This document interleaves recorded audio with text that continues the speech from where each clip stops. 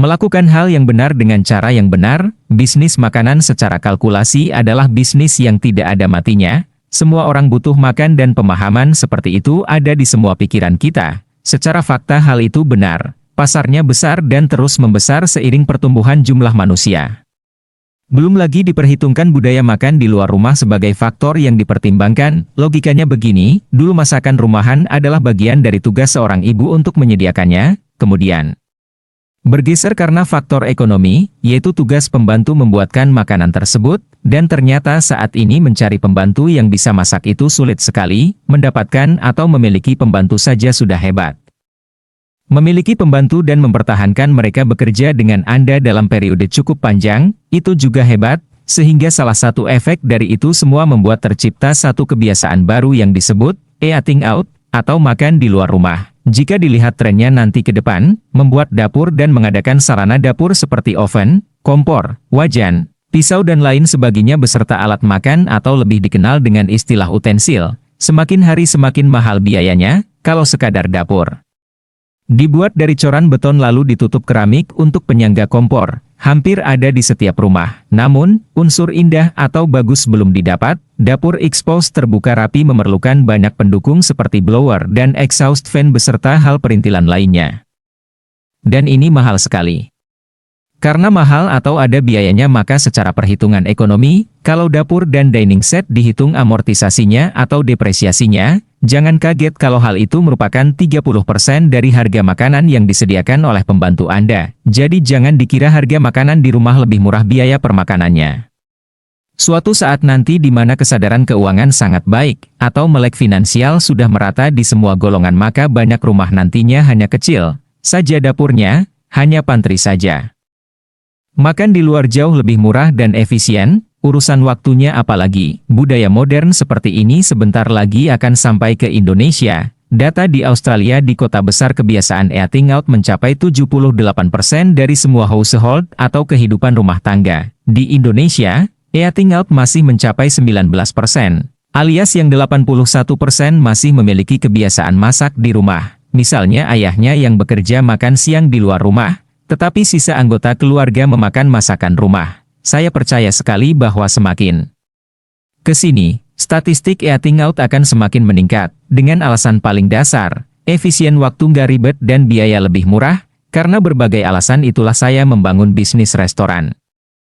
Sebagaimana Anda tahu di bisnis makanan ada beberapa tipe, model yang paling kecil adalah non-kitchen alias tidak ada dapur, seperti yang dilakukan 7-Eleven, Starbucks, kafe dan sejenisnya. Mereka menyediakan meal atau makanan namun sudah prepared meal, makanan siap saji. Mereka bukan tidak memiliki dapur, tetapi dapurnya dipusatkan di suatu tempat. Dan store mereka merupakan meja saji saja, tempat makan. Jadi, dapur dan tempat makannya dipisah. Model satu lagi yaitu P-Business. Makanan yang memiliki dapur, atau dapur dan tempat makannya di satu tempat. Contohnya restoran pada umumnya, seperti Hard Rock Cafe, Solaria, KFC, McD, dan lainnya. Berbisnis model pertama lebih mudah mengontrol kualitas produk. Karena itu kita makan dimanapun rasa makanan sama. Sedangkan di tipe 2 di mana kitchen dan tempat makan jadi satu, jika kita memiliki jaringan restoran, rasa makanan bisa tidak standar, tergantung chef dan juru masak, tergantung method of cooking. Berbicara method of cooking inilah yang tersering menjadi batu sandungan standarisasi rasa. Yang sering membuat gagal untuk menstandarkan COGS, cost of goods sold, atau harga dasar permakanan, dari 2 restoran yang kami miliki saat ini kami menggarap dari sisi full restoran atau ada kitchen, ada tempat makan. Kami sendiri membagi bisnis restoran kami dengan 4 tipe, dan itu semua masih dalam rencana jangka panjang. Tipe 1 adalah Express yaitu booth kecil 20 hingga 50 meter persegi. Tipe 2 adalah tipe standar dengan ruang lebih besar 50 hingga 50 meter persegi, keduanya non-kitchen.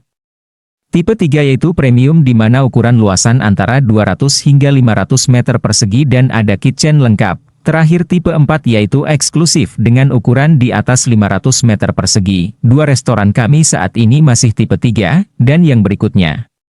Tipe 4 rencananya akan dibangun, yang merupakan beach club dengan open kitchen, open restaurant, ada private beach sepanjang 500 meter garis pantai, di bawah ratusan pohon kelapa plus kolam renang berbagai ukuran.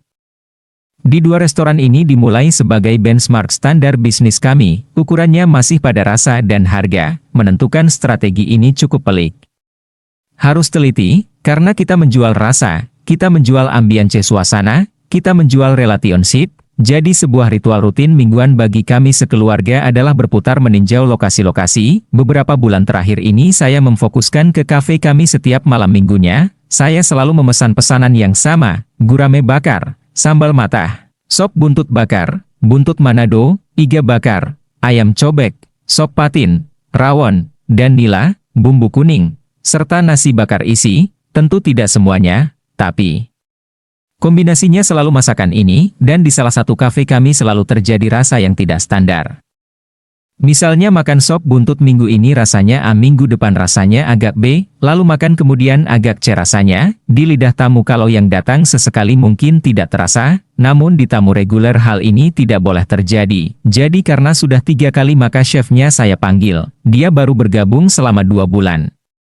Lalu seperti biasa saya minta dia melakukan 2 hal. Semua masakan saya minta dibuatkan list of ingredient dan method of cooking-nya, lalu bagian penjualan akan saya match kan dengan list of ingredient.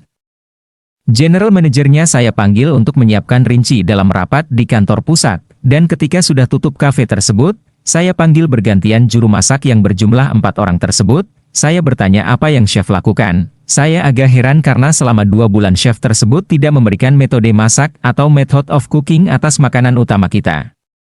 Atau signature food cafe kita, ini bisa jadi merupakan awal muasal tidak standarnya rasa, lalu mengenai ingredient masakan juga tidak standar. Failing dari juru masak saja, memang buat rawon ya, semua bumbu sama, tetapi failing berbeda, sederhananya membuat nasi goreng, list of ingredient-nya sama, bawang putih, bawang merah, merica, garam, kecap manis asin, nasi, telur, minyak, goreng, kurang lebih sama. Namun, method of cooking bisa beda, misalnya minyak dipanaskan, masukkan nasi, masukkan bumbu-bumbu. Ada yang minyak panas, masukkan bawang putih merah, nasi, baru merica dan garam, apapun itu metodenya harus sama di restoran yang sama.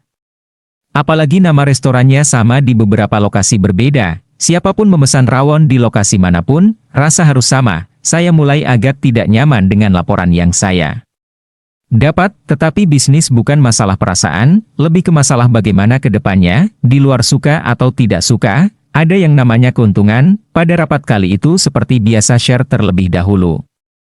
Berbagi rasa, dan saya minta sang chef melakukan itu di awal sekaligus mempresentasikan 2 hal yang saya minta. Setelahnya, bagian procurement atau pengadaan untuk dimatchkan, begitu sang chef mengurai 2 hal yang saya minta. Saya langsung sampai pada kesimpulan, Pak Chef, kamu ini chef atau juru masak? Jujur saja, kamu memanipulasi CV kamu dan merangkai sebuah informasi yang memberi kesan kamu chef, padahal kamu baru juru masak ya. Kalimat saya bukan basa-basi karena jelas dia tidak mengerti membuat method of cooking standarnya seorang chef. Belum lagi ketika saya meminta berapa ongkos produksi setiap masakannya agar di menu tidak salah harga yang merugikan kafe kita, dia tidak tahu menghitung cost makanan. Saya mengatakan, kalau kamu juru masak, mengaku saja, maka posisi kamu ya juru masak, saya tidak menuntut macam-macam, kalau kamu chef, tunjukkan bagaimana cara kamu memperoleh ilmu food management-nya. Sang chef menundukkan kepalanya, saya pun geleng-geleng dan saya mengatakan, kamu mau saya turunkan menjadi juru masak? Atau resign? Maka setelah terdiam sejenak, dia mengatakan, maaf, saya resign saja Pak. Oke, silakan keluar saat ini juga, terima kasih atas kebersamaannya. Lalu tanpa jeda saya telepon senior chef di kafe kami satu lagi. Saya katakan bahwa saya perlu 3 chef buat interview segera, mohon referensinya. Saya juga memanggil senior chef tersebut untuk melakukan perombakan manajemen. Saya ingin membuat signature food standar di seluruh restoran oleh 1 chef saja. Masih panjang perjalanan bisnis restoran kami dan masih banyak yang harus dibenahi. Agaknya semangat Kaizen harus dimiliki di setiap insan pengusaha, yaitu terus memperbaiki dan penyempurnaan secara terus-menerus.